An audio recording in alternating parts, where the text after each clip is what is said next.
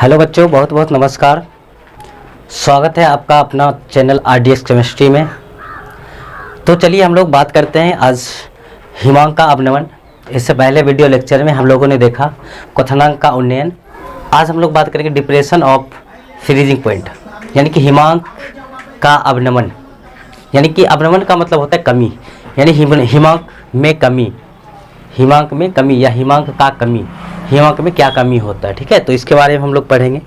तो सबसे पहले हम लोग जानते हैं ये कि हिमांक अवनमन जो होता है इसको डेल्टा TF से सूचित किया जाता है। डेल्टा TF से सूचित किया जाता है। अब हिमांक का अवनमन होता क्या है, हिमांक का अवनमन क्या होता है। तो आप लोगों ने देखा क्वथनांक का उन्नयन। क्वथनांक का उन्नयन में क्या देखा आपने ये देखा कि जब किसी शुद्ध विलायक में अवाष्पशील विलेय पदार्थ को मिला दिया जाता है तो उसके क्वथनांक में वृद्धि होती है, जिसे क्वथनांक का उन्नयन कहते हैं। और यहाँ पर है हिमांक का अवनमन। तो हिमांक का अवनमन क्या होगा, तो इसको भी समझ लेते हैं। देखो, जब कोई शुद्ध विलायक होगा उसके अंदर जब अवाष्पशील विलेय पदार्थ मिलाएंगे तो उसके हिमांक में कमी हो जाएगा, और हिमांक के उसी कमी को हिमांक का अवनमन कहते हैं, हिमांक का अवनमन कहते हैं। तो इसका परिभाषा आप चाहो तो लिख सकते हो। जब किसी शुद्ध विलायक में अवाष्पशील विलेय पदार्थ मिला दिया जाता है तो उसके हिमांक में कमी होती है, जिसे हिमांक का अवनमन कहते हैं। इसे डेल्टा TF से सूचित किया जाता है। तो अब हम लोग बात करते हैं ये कि हिमांक अवनमन का ग्राफ जो होगा वो ग्राफ को हम किस प्रकार से बनाएंगे, और ग्राफ समझना ज़रूरी होता है। ग्राफ से आपका जो कॉन्सेप्ट है ये पूरा क्लियर होता है। तो चलिए हम लोग हिमांक अवनमन का ग्राफ बनाते हैं। वेपर प्रेशर वर्सेस टेम्परेचर के बीच। तो यहाँ पर हम दो अक्ष बनाएंगे। आप XY मान सकते हो, तो इस अक्ष पर हम टेम्परेचर ले लेते हैं।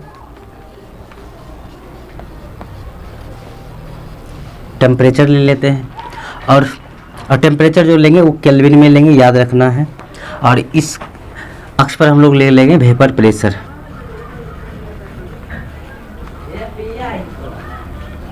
यानी वाष्प दाब। अब इधर चलोगे वेपर प्रेशर, इधर चलोगे तो टेम्परेचर बढ़ेगा, यहाँ से ऊपर चलोगे तो वेपर प्रेशर बढ़ेगा।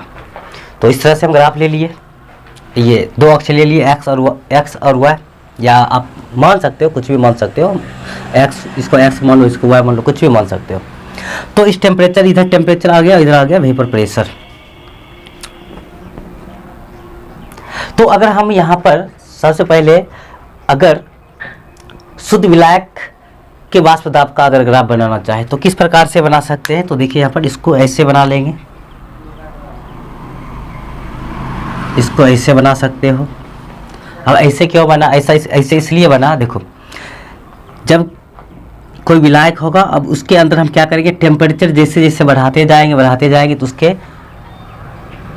वाष्प भी ज़्यादा बनेंगे। अब वाष्प ज़्यादा बनेंगे तो इसके वाष्प दाब भी ज़्यादा होंगे। तो इसलिए यहाँ पर देखो टेम्परेचर जैसे जैसे बढ़ा तो प्रेशर भी बढ़ते जा रहा है। देख लो, अगर हम इस पॉइंट की बात करें तो इस पॉइंट पर अगर टेम्परेचर यहाँ पर है तो इसका प्रेशर कहाँ जाएगा, प्रेशर यहाँ पर आ जाएगा। फिर उसी तरह से आगे अगर टेम्परेचर बढ़ाए, यहाँ पर टेम्परेचर लेके आ गए तो देखो यहाँ पर प्रेशर यहाँ आ गया। तो देखो प्रेशर बढ़ रहा है, टेम्परेचर के साथ साथ प्रेशर भी बढ़ता है। तो इसलिए ये जो ग्राफ बना, ये ग्राफ बना किसका, शुद्ध विलायक का, यानी कि सॉल्वेंट का बना, सॉल्वेंट का ग्राफ बना। उसी तरह से अगर हम जब इसके अंदर अवाष्पशील विलेय पदार्थ मिलाएंगे, जैसे देखो ये शुद्ध विलायक था, अब इस शुद्ध विलायक में हम अवाष्पशील विलेय पदार्थ मिलाएंगे, तो होगा क्या, तो होगा ये। अब अवाष्पशील विलेय पदार्थ मिलाए तो क्या हो, इसका जो वेपर बनने का रेट था कम हो गया, वेपर बनना कम हो जाएगा।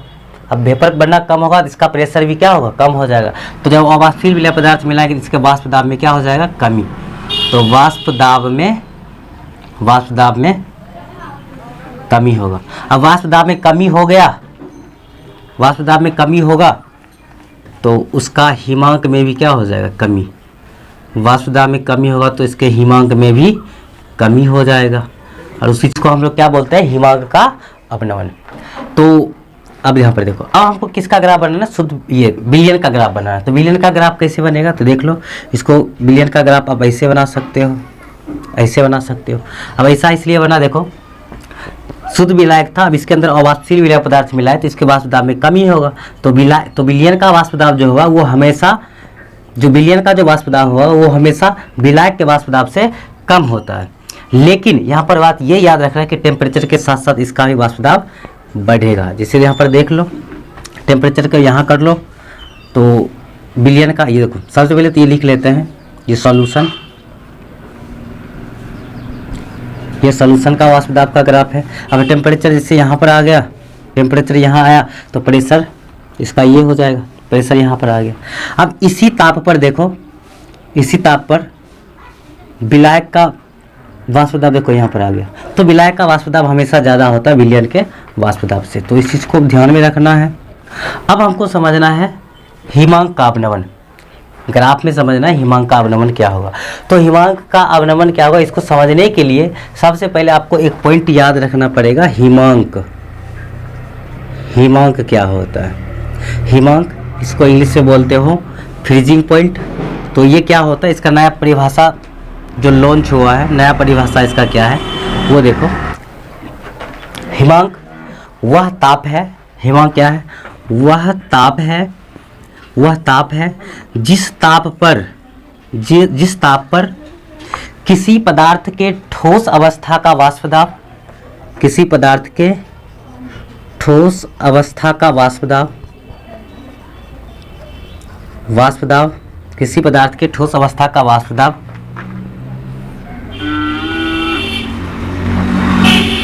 उसके द्रव अवस्था के वाष्प दाब के बराबर हो जाता है। द्रव अवस्था के वाष्प दाब के बराबर हो जाता है, तो उसी ताप को हम लोग हिमांक बोलते हैं। फिर से समझना, हिमांक वह ताप है जिस ताप पर किसी ठोस पदार्थ का या किसी पदार्थ का ठोस अवस्था का वाष्प दाब, किसी पदार्थ के ठोस अवस्था का वाष्प दाब उसके द्रव अवस्था के वाष्प दाब के बराबर हो जाता है, तो उसी पॉइंट को, उसी ताप को हम लोग बोलते हैं हिमांक। उसी ताप को क्या बोलते हैं, हिमांक बोलते हैं। इसका मतलब ये हुआ कि कोई ठोस पदार्थ होगा, कोई पदार्थ होगा, उसके ठोस अवस्था का वाष्प दाब और उस पदार्थ के द्रव अवस्था के वाष्प दाब दोनों आपस में बराबर हो जाएगा, तो उसी ताप को हम लोग बोलते हैं हिमांक। और उस पॉइंट पर क्या होता है, उस ताप पर क्या होता है, वो पदार्थ ठोस अवस्था में यानी कि हिमांक के रूप में परिवर्तित हो जाता है, हिम के रूप में परिवर्तित हो जाता है। तो अब यहाँ पर क्या करते हैं, हम यहाँ पर लेंगे एक ठोस विलायक लेंगे, ठोस विलायक लेंगे तो उस ठोस विलायक का भी कुछ ना कुछ वाष्प दाब होगा, तो उसका भी कुछ ना कुछ ग्राफ होगा। तो उसके ग्राफ को हम मान लेते हैं, ये उसका ग्राफ है, ये उसका ग्राफ है। अब ये उसका ग्राफ है, किसका ग्राफ है ये, तो सॉलिड सॉल्वेंट का, ठोस विलायक का ये वाष्प दाब का ग्राफ है। अब इसको समझते फिर से एक बार, इस पॉइंट को देख लो आप। हिमांक किसको कहेंगे, तो हिमांक वह ताप है जिस ताप पर किसी ठोस विलायक के या किसी पदार्थ के ठोस अवस्था का वाष्प दाब, ठोस अवस्था का वाष्प दाब द्रव अवस्था के वाष्प दाब के बराबर हो जाता है, तो उसे हिमांक बोलते हैं। और उसी ताप पर वह पदार्थ द्रव, ये ठोस अवस्था में परिवर्तित हो जाता है। तो यहाँ पर देखिए, ये शुद्ध विलायक के वाष्प दाब का ग्राफ है, तो शुद्ध विलायक का वाष्प दाब का ग्राफ, और ये शुद्ध सॉलिड विलायक के वाष्प दाब का ग्राफ है। तो ये दोनों का जो कॉमन पॉइंट है कहाँ पर है, तो दोनों का कॉमन पॉइंट यहाँ पर आया, यानी कि शुद्ध विलायक के वाष्प दाब और शुद्ध ठोस विलायक के वाष्प दाब दोनों का जो कॉमन पॉइंट आया वो यहाँ पर आया। और इसी ताप पर क्या होगा, ये सॉल्वेंट जो है यानी कि जो विलायक है, ये विलायक क्या होगा, जमना प्रारंभ कर जाएगा, यानी कि ये हिमांक के रूप में परिवर्तित हो जाएगा। तो ये इसका हिमांक पॉइंट हुआ, ये वाला पॉइंट क्या हुआ, हिमांक पॉइंट किसका, सॉल्वेंट का हुआ। तो सॉल्वेंट का हिमांक पॉइंट को हम मान लेते हैं टी नोट एफ। क्या मान लेंगे इसको, टी नोट एफ, यानी कि ये टी नोट एफ है। अब देखो उसी प्रकार से ये विलयन के वाष्प दाब का, विलयन के द्रव अवस्था के वाष्प दाब का ग्राफ है, और ये विलायक के ठोस अवस्था के वाष्प दाब है। का ग्राफ है। अब ये दोनों पॉइंट कहाँ पर मिलेंगे, ये दोनों का पॉइंट कहाँ पर मिलेगा, तो इसको थोड़ा सा और आगे बढ़ाएंगे तो देखो यहाँ पर इस पॉइंट पर दोनों एक साथ मिल गया। अब इस पॉइंट पर मिला तो इस पॉइंट पर क्या होगा, इस पॉइंट पर इस बिलियन का हिमांक पॉइंट होगा, बिलियन इस पॉइंट पर क्या होगा, जमेगा, इस पॉइंट पर बिलियन जम जाएगा। तो इसका पॉइंट ये है, इसको हम इससे मिला देते हैं और इसको मान लेते हैं टी एफ, इसको मान लेते हैं टी एफ। ये विलयन का हिमांक अवनमन है और ये शुद्ध विलायक का हिमांक है। ये शुद्ध विलायक का हिमांक है और ये विलयन का हिमांक अवनमन है, मतलब कमी है। ठीक है, तो अब देखो कितना का कमी हुआ। अब देखो जब ये शुद्ध अवस्था में था तब उस समय इसका हिमांक यहाँ पर था, जब इसमें अवास्थील विलय पदार्थ मिला दिए तो बना विलयन, तो विलयन का हिमांक यहाँ पर है। तो अब विलयन का हिमांक में क्या हुआ, कमी हुआ। पहले शुद्ध विलायक था तो यहाँ पर था, जब इसमें अवास्थील विलय पदार्थ मिलाए तो ये बन गया क्या, विलयन। जब ये विलयन बना तो इसका हिमांक जो था कम होकर के यहाँ तक आ गया, मतलब कमी हुआ। और इसी कमी को बोलते हैं हिमांक का अवनमन, और हिमांक के अवनमन को डेल्टा टी एफ से सूचित करते हैं। तो यहाँ से ये वाला जो पॉइंट आएगा, ये वाला पॉइंट, इसको हम मानेंगे डेल्टा टी एफ, ये हो जाएगा डेल्टा टी एफ। तो डेल्टा टी एफ होगा कितना, तो इसमें से इसको माइनस कर लेना। शुद्ध विलायक का वाष्प दाब, ये शुद्ध विलायक का हिमांक है और ये विलयन का हिमांक है, विलयन का हिमांक है। इसमें से इसको माइनस करोगे तो क्या निकलेगा, डेल्टा टी एफ, यानी कि हिमांक में अवनमन, यानी कि इसके और इसका जो अंतर होगा उस वही क्या होगा यहाँ पर, हिमांक का अवनमन। तो यहाँ पर हम लिख सकते हैं अर्थात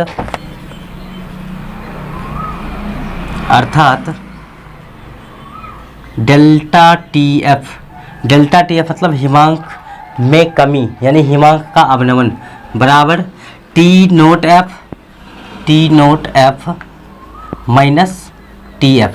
तो ये इसका एक फार्मूला हुआ, इस फार्मूला को अब याद रख सकते हैं। तो अब देखो एक एक्सपेरिमेंट किया गया और उस एक्सपेरिमेंट के द्वारा पता ये चला, किसके द्वारा, एक्सपेरिमेंट से पता ये चला कि हिमांक का अवनमन यानी कि डेल्टा टी एफ समानुपाती होता है मोललता के, डेल्टा टी एफ समानुपाती मोललता, या इसको लिख सकते हो डेल्टा टी एफ, ये समानुपाती का चिन्ह हटेगा तो एक कांस्टेंट लगेगा के एफ इंटू एम। अब यहाँ पर ये के एफ क्या है, इस के एफ के बारे में थोड़ा आगे हम बतलाएंगे, पहले इसको हम थोड़ा सा और आगे बढ़ा लेते हैं। या इसी चीज़ को लिख सकते हो डेल्टा टी एफ बराबर के एफ इंटू, ये मोललता है। मोललता का परिभाषा आपको याद है कि किसी बिलियन के प्रति 1 किलोग्राम विलायक में उपस्थित विलय के मोल को मोललता कहते हैं। अर्थात यहाँ पर मोललता बराबर विलय का मोल बट्टा विलायक का द्रव्यमान आया था, तो विलय का मोल यानी कि कैपिटल स्मॉल एन बट्टा विलायक का द्रव्यमान डब्लू किस में, ग्राम में। अब इसी चीज़ को हम आगे सॉल्व करके बतलाए थे आपको कि डेल्टा टी एफ बराबर के एफ इंटू, अब इसको हम लिख सकते हैं मोललता को x बट्टा डब्लू टी गुना 1000 बट्टा डब्लू इन ग्राम, ये चीज़ आप लिख सकते हो। यहाँ पर ये एक फार्मूला भी आ चुका है, ये बहुत ही महत्वपूर्ण फार्मूला है जिसके सहायता से हम न्यूमेरिकल क्वेश्चन भी आगे करेंगे। तो अब यहाँ पर देखो ये जो के एफ है, ये जो के एफ दिखाई दे रहा है, के एफ यहाँ पर हम चाहे तो लिख सकते हैं जहाँ के एफ हिमांक अवनमन स्थिरांक है, जहाँ के एफ हिमांक अवनमन स्थिरांक, या इसी चीज़ को दूसरा नाम भी बोला जाता है मोलल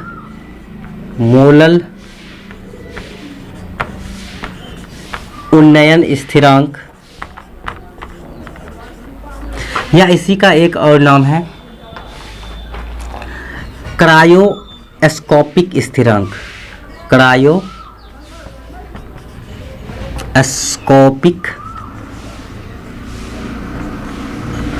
स्थिरांक, ये तीनों इसी का नाम है। अब ये जो के एफ का जो वैल्यू होता है ये डिपेंड करता है सॉल्वेंट पर, सॉल्वेंट के नेचर पर डिपेंड करता है कि सॉल्वेंट किस प्रकार का है, तो उस पर निर्भर करेगा। अलग अलग विलायक होगा तो उसके लिए के एफ का मान भी अलग अलग होता है। जब न्यूमेरिकल क्वेश्चन आपको दिया जाएगा तो वहाँ पर के एफ का वैल्यू दिया होता है। कुछ क्वेश्चन ऐसा होता है जहाँ पर के एफ का वैल्यू नहीं भी दिया जाता है, तो वहाँ पर एक तो वैल्यू आपको याद रखना है। तो ये हो गया। अब यहाँ पर एक चीज़ और समझ लो कि आपसे यहाँ पर एग्जाम में पूछा जाता है कि सिद्ध करें कि हिमांक का अवनमन एक अनुसंक गुणधर्म है। तो हिमांक का अवनमन एक अनुसंक गुणधर्म है, तो यहाँ से देखो साफ साफ पता चल रहा है, यहाँ से देखो साफ साफ पता चल रहा है कि ये एक अनुसंक गुणधर्म है। अब कैसे अनुसंक गुणधर्म है, तो यहाँ पर देखो डेल्टा टी एफ यानी कि हिमांक का जो अवनमन है ये किस पर निर्भर कर रहा है, तो ये निर्भर कर रहा है विलय के मोल पर, विलय के मोल पर। और विलय का मोल मतलब एक संख्या है। तो अब देखो अनुसंक गुणधर्म किसको कहते हैं, आपको पता है कि किसी विलयन का गुण जब विलय के कणों की संख्या पर निर्भर करता है। तो यहाँ पर देखो मोल क्या एक संख्या है, तो इस पर निर्भर करता है टी एफ का वैल्यू, डेल्टा टी एफ का वैल्यू। तो यहाँ पर डेल्टा टी एफ यानी कि हिमांक का अवनमन एक अनुसंक गुणधर्म है। तो ये था इसका बेसिक। इसके बाद हम लोग बात कर लेते हैं कि क्वथनांक उन्नयन स्थिरांक जो है या क्रायोस्कोपिक स्थिरांक जो है इसका मात्रक क्या होगा।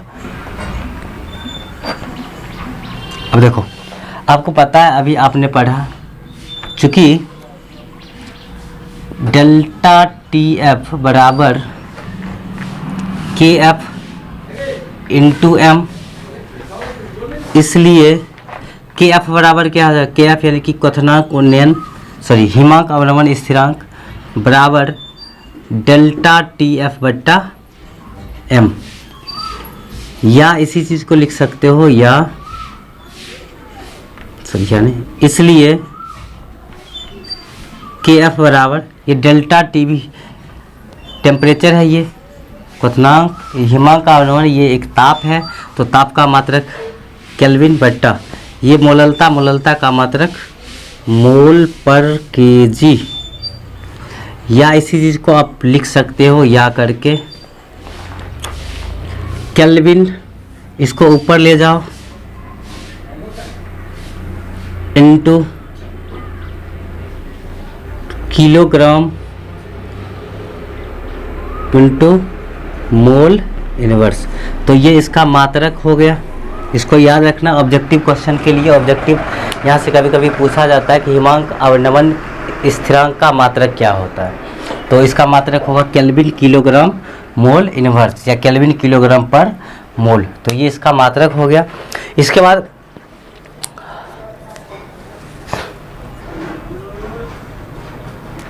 हम लोग एक दो न्यूमेरिकल क्वेश्चंस कर लेते हैं जो हमारे एनसीईआरटी में दिए गए हैं, तो उसी को देखते अच्छा रहेगा। तो देखिए पहला क्वेश्चन है, एक विद्युत अनअपघट्ट के 1.00 ग्राम को 50 ग्राम बेंजीन में घोलने पर इसके हिमांक में 0.40 केल्विन की कमी हो जाती है और बेंजीन का हिमांक अवनमन स्थिरांक 5.12 केल्विन किलोग्राम पर मोल दिया हुआ है। कह रहा विलय का मोलर द्रव्यमान ज्ञात कीजिए। तो इसको सॉल्व करने के लिए सबसे पहले हम लिख लेते हैं इस तरह से इसका डाटा, विलय प्लस विलायक इज इक्वल टू विलियन, ये चीज़ आपको पता है। तो यहाँ पर विलय क्या है, तो देखो क्वेश्चन में कह रहा है एक विद्युत अनअपघट्ट के 1.00 ग्राम को 50 ग्राम बेंजीन में घोलने पर, तो किसको घोला गया, तो विद्युत अनअपघट्ट कौन चीज़ है ये, इसका नाम नहीं दिया गया, सिर्फ कह रहा है विद्युत अनअपघट्ट है, नॉन इलेक्ट्रोलाइट्स है। तो ये कितना है, तो 1.00 ग्राम, और विलय का जो भार होता है इसको हम लोग मानते हैं x, ठीक है। और विलायक यहाँ पर क्या है, बेंजीन में घोला गया, इसको विलायक यहाँ पर हो जाएगा बेंजीन का फॉर्मूला C6H6 होता है। ये कितना है, तो 50 ग्राम बेंजीन में घोला गया। तो 50 ग्राम, और यहाँ पर विलायक है तो विलायक के द्रव्यमान को हम लोग W से सूचित करते हैं। तो इसमें घोला गया। करें कि इसके हिमांक में 0.40 केल्विन की कमी होता है। हिमांक में कमी मतलब डेल्टा TF ये दिया हुआ कितना है, तो 0.40 केल्विन ये है, 0.40 केल्विन की कमी होती है। करें बेंजीन का हिमांक अवनमन स्थिरांक भी दिया है, यानी कि बेंजीन का हिमांक अवनमन स्थिरांक यानी कि KF, आपको पता है हिमांक अवनमन स्थिरांक विलायक का ही होता था। विलायक यहाँ पर बेंजीन था तो इसके लिए KF का वैल्यू दिया हुआ है, वो है 5.12 केल्विन किलोग्राम मोल इनवर्स ये दिया हुआ है। तो करें विलय का मोलर द्रव्यमान ज्ञात करें। तो विलय का मोलर द्रव्यमान आपको ज्ञात करना है। मोलर द्रव्यमान मतलब WT, इसका WT ज्ञात करना, विलय का WT ज्ञात करना। WT बराबर क्या होगा। तो इसको सॉल्व करने के लिए हम सबसे पहले एक फार्मूला लगाएंगे। अभी आपने फार्मूला देखा, चूँकि डेल्टा TF बराबर KF इंटू X बट्टा WT गुना 1000 बट्टा W इन ग्राम, ये फार्मूला देखा। तो इसलिए हमको यहाँ पर क्या पूछ रहा है, WT निकालने के लिए कहा है। तो WT बराबर क्या हो जाएगा, तो WT बराबर KF into X into 1000 upon delta TF into W, ये आ गया। इसको हम इस फार्मूला में वैल्यू पुट करेंगे। तो इसलिए WT बराबर KF का वैल्यू यहाँ पर देखो दिया है 5.12 इंटू X मतलब विलय का द्रव्यमान 1.00 इंटू 1000 बटा डेल्टा TF का वैल्यू यहाँ पर देखो, डेल्टा TF का वैल्यू दिया 0.40 केल्विन, 0.40 गुना W मतलब विलायक का द्रव्यमान यहाँ पर 50 ग्राम है दिया हुआ। तो जब इसको आप सॉल्व करोगे तो ये आ जाएगा 256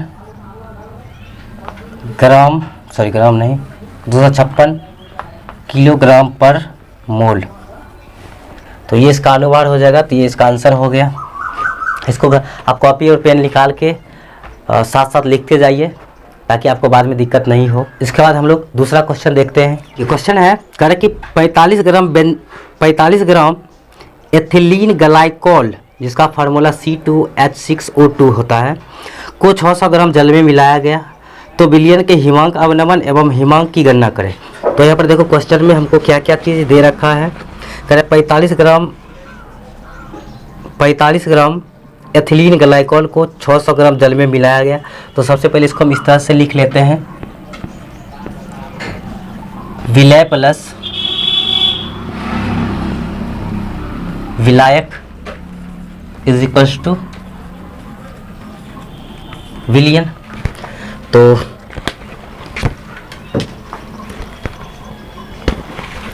यहाँ पर देखिए करें 45 ग्राम एथिलीन ग्लाइकोल को 600 ग्राम जल में घोला गया। अब घोला किसको गया, एथिलीन ग्लाइकोल को, यानी कि C2H6O2 को घोला गया। तो यहाँ पर ये विलय है, कितना था ये, तो 45 ग्राम है। 45 ग्राम ये विलय है, तो विलय के भार को हम X मानते हैं। 45 ग्राम कितना जल में घोला गया, H2O यहाँ पर क्या होगा, विलायक होगा। कितना विलायक है, तो 600 ग्राम विलायक में इसको घोला गया। तब कह रहा है कि विलयन का हिमांक अवनमन और हिमांक की गणना करें। हिमांक अवनमन का मतलब डेल्टा TF आपसे पूछ रहा है। ये क्या होगा, क नंबर में ये था और ख नंबर में पूछा जा रहा है हिमांक क्या होगा। हिमांक मतलब वो जो विलयन बनेगा जब शुद्ध विलायक था उसके अंदर अवाष्पशील विलय पदार्थ यानी कि नन बोले विद्युत अनापघट्ट मिलाए, ये एथिलीन ग्लाइकोल मिलाए। तो मिलाने के बाद जो विलयन जमेगा किस ताप पर जमेगा वो पूछ रहा है, यानी कि आपसे TF पूछ रहा है। TF बराबर क्या होगा, ये दो चीज़ पूछा जा रहा है। तो इसको सॉल्व करने के लिए हम क्या करेंगे, फॉर्मूला लगाएंगे वही वाला, चूँकि डेल्टा टी एफ बराबर ए एफ इंटू मोललता, एम होता है, एम की जगह पर एक्स बट्टा डब्ल्यू टी गुना 1000 बट्टा डब्ल्यू इन ग्राम, ये लिख लेंगे। तो ये फार्मूला हो गया। इसलिए डेल्टा टी एफ यानी कि क्वथन हिमांक का अवनमन बराबर के एफ आपको चाहिए, किसका, के एफ किसका होता है, तो सॉल्वेंट का होता है, सॉल्वेंट यहाँ पर क्या है, जल है, तो जल का हमको यहाँ पर क्या लेना है, के एफ का वैल्यू लेना है। तो जल के लिए के एफ का वैल्यू होता है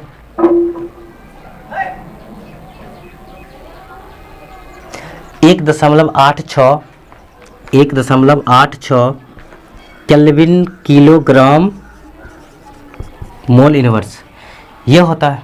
तो हम यहाँ पर 1.86 लिख लेंगे सीधा, गुना एक्स मतलब विलय का द्रव्यमान 45 ग्राम बट्टा डब्ल्यू टी मतलब इसका अनुभार, देखो इसका अनुभार हम यहाँ पर लिखा लेते हैं, डब्ल्यू टी बराबर, देखो एक कार्बन का द्रव्यमान 12 होता है, कार्बन 2 है तो 12 दूनी 24 प्लस एक हाइड्रोजन का 1 तो 6 हाइड्रोजन है तो 6 प्लस एक ऑक्सीजन 16 तो 2 ऑक्सीजन 16 दूनी 32, सबको जोड़ लो, 2 6 8 4 12 3 1 4 4 2 6 62 ग्राम पर मोल, डब्ल्यू टी 62 आ गया इंटू 1000 बट्टा डब्ल्यू मतलब विलायक का द्रव्यमान कितना है, 600 ग्राम। जब आप इसको सॉल्व करोगे तो ये आ जाएगा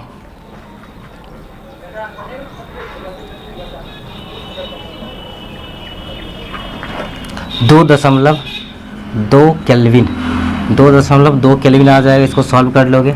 तो अब यहाँ पर ये जो निकला, ये हमारा क्या निकला, डेल्टा टी एफ, जो यहाँ पर हमको चाहिए था। तो ये कितना आया हमारा, 2.2 केल्विन आ गया। तो ये आया कितना, डेल्टा टी एफ मतलब हिमांक में अवनमन मतलब कमी कितना का हुआ, तो 2.2 केल्विन का कमी हुआ, 2.2 केल्विन का कमी हुआ। तो अब उसके बाद ख नंबर में पूछा गया टी एफ बराबर क्या होगा। तो टी एफ कैसे निकालोगे, टी एफ निकालने के लिए क्या करना पड़ेगा, देखो यहाँ पर जब जल शुद्ध अवस्था में होगा तो उसका हिमांक पॉइंट जो होता है वो कितना होता है, 273.15 केल्विन होता है। जब इसमें अवाष्पशील विलय पदार्थ मिलाए तो हिमांक में कमी हुआ, यानी कि डेल्टा टी एफ कितना हो गया, 2.2। तो इसको माइनस कर लो, 2.2 केल्विन माइनस कर लो। तो अब जो कमी हुआ टोटल, इसमें से इसको घटाने के बाद वो आ जाएगा 270.95 केल्विन। तो ये जो ताप निकला, टेम्परेचर निकला, इस टेम्परेचर पर क्या होगा, विलयन, इस टेम्परेचर पर विलयन का हिमीकरण होगा, कितना ताप पर, 270.9 केल्विन, 270.95 केल्विन ताप पर। और यही हमारा निकला कितना, टी एफ। देखो टी एफ क्या होता है, टी एफ ये विलयन का हिमांक है, तो ये निकल गया विलयन का हिमांक 270.95 केल्विन। तो आज के इस वीडियो लेक्चर में हम इतना ही पढ़ेंगे। आपको ये वीडियो लेक्चर कैसा लगा आप कमेंट करें।